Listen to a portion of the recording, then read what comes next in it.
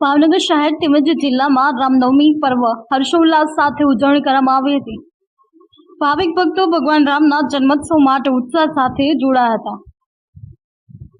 ભાવનગર શહેર તેમજ જિલ્લામાં ચૈત્ર સુદ નોમના રોજ ભગવાન રામના જન્મોત્સવની ખૂબ જ ધામધૂમથી ઉજવણી કરવામાં આવી હતી।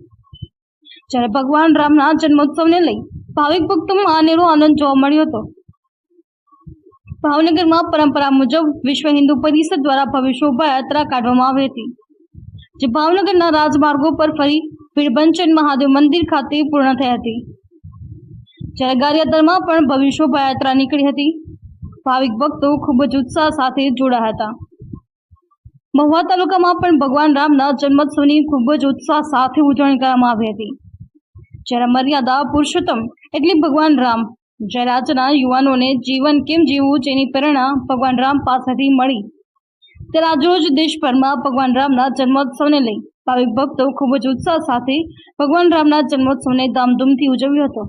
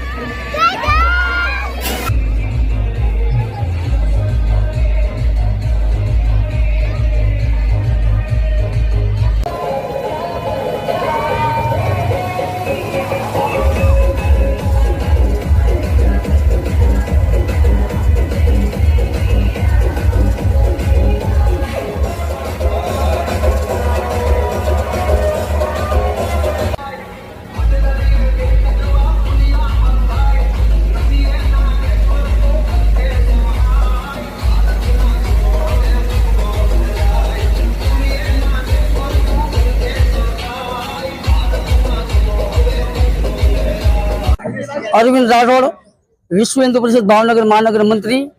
आज रोज रामनवमी पवित्र दिवसे भगवान श्री रामनी भव्याति भव्यता शोभा यात्रा अहींथी निकળી રહી છે, ત્યારે ભાવનગરના હરેક સનાતન ધર્મપ્રેમી ભાઈઓને આ યાત્રામાં જોડાવા અને ભગવાન શ્રી રામનું ભવ્યાતિ ભવ્યથી સ્વાગત કરવા માટે આપ સૌ આ યાત્રાની અંદર આવો, ભગવાન શ્રી રામના દર્શન કરી અને ધન્યતા અનુભવો એવું વિશ્વ હિન્દુ પરિષદ ભાવનગર મહાનગર દ્વારા આજ રોજ દરેક સનાતની ભાઈઓ બહેનોને આમંત્રણ પાઠવે છે। જય શ્રી રામ। આ રથયાત્રા 1992 થી ભાવનગરની અંદર શરૂ કરવામાં આવેલી